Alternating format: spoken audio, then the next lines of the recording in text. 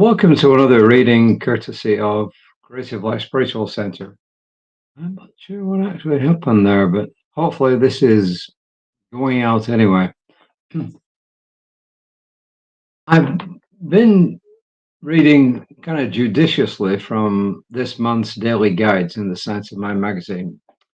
And I'm picking and choosing what I read from there because the whole month is about the environment. And as I mentioned at least twice, I don't think that doing a whole month on the environment is what these readings are about. These readings are supposed to be uplifting.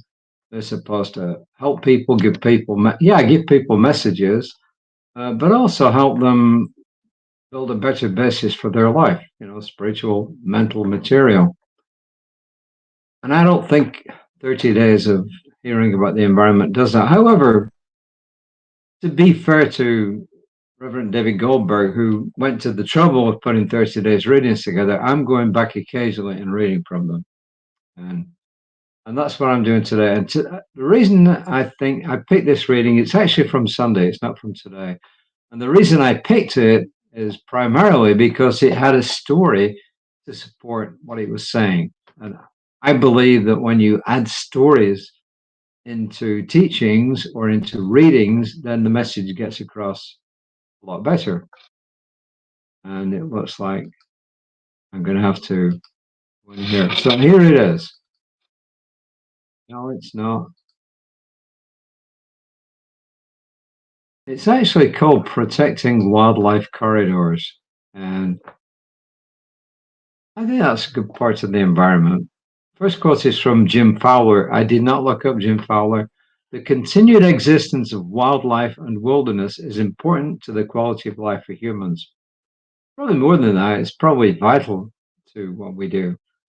And I like the second quote, which is from Ernest Holmes in the Science of Mind textbook on page 28.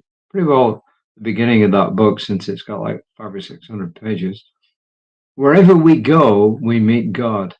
Wherever we go, we meet God. And sometimes people have said things like, you want to see God? Look in the face of somebody that you see. You want to see God? Look at a tree. You want to see God? Look in a mirror. You want to see God? Look at the sky. In other words, everything you see is an expression of God. This is about wildlife corridors. He says they provide crucial habitats for biodiversity, and they enable animals to migrate and find food and adapt to climate change. So they're talking about, obviously, wildlife corridors which are physical on the ground. There's others that are, I guess you could call them corridors where birds migrate or monarch butterflies migrate. They're corridors, but they're in the sky. And then he says, Wildlife Act, I assume that's an organization, offers this rationale for protecting these corridors. Quote, in the world of ecology and diversity, diversity is the key to stability. Conservation corridors link different landscapes, increasing the heterogeneity of our ecosystems. In other words, the way that they all work together. This, in turn, directly enhances the diversity of both flora and fauna. A more varied landscape can support a wider range of species, promoting ecological balance and preventing the dominance of a single species. And we know what happens when humans interfere. Things get out of hand, right?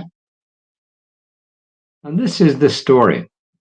Consider what happened last year in Bondurant, Wyoming, where billionaire Joe Ricketts pulled the plug on a resort development along a wildlife corridor. Although approved by county commissioners, opposition came from a group of local residents.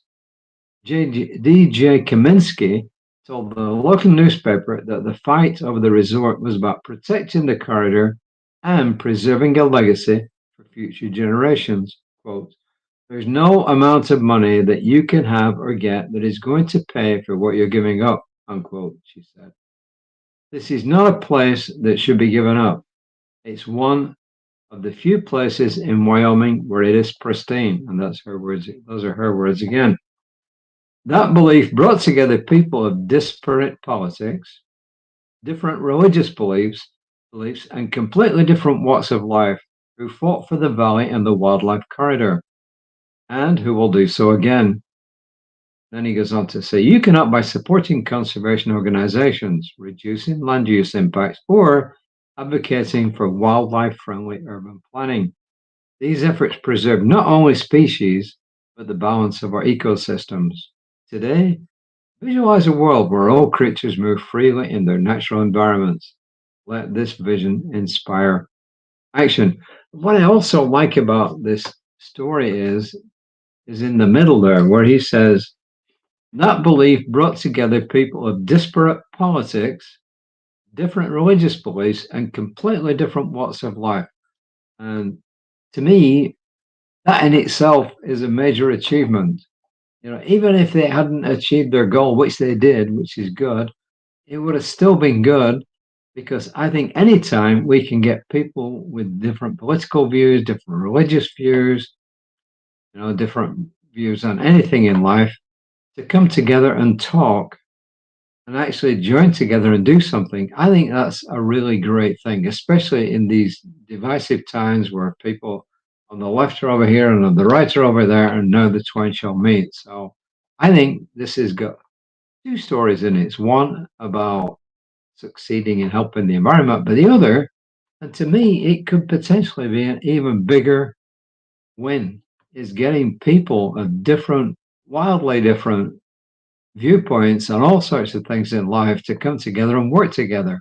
As I said, anytime we can do that, to me, that is a major, major win.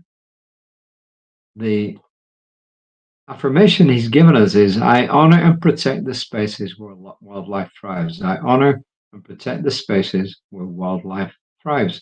Or you can do your own. I honor the times when people of different viewpoints come together. You could even say, I attract people of different viewpoints and we work together. Anything. You can make up your own affirmations any way you want. Okay, so this was about the environment, but as I said, I think even more, it was about people working together. So that's all I got to offer. Reverend Lisa will be back with more on living the science of mind tomorrow, and I'll be back tomorrow. Yeah, 5 p.m. should work tomorrow. I've always got to think what's going on in the evening. I have business meetings. So anyway, until next time, please take care of yourselves. It's really important. You cannot take care of somebody else properly unless you take care of yourself. And if you're in need of support in doing that, whether it's prayer support, physical support, reach out to us. If we cannot help you, we'll get somebody who can. So until next time, namaste.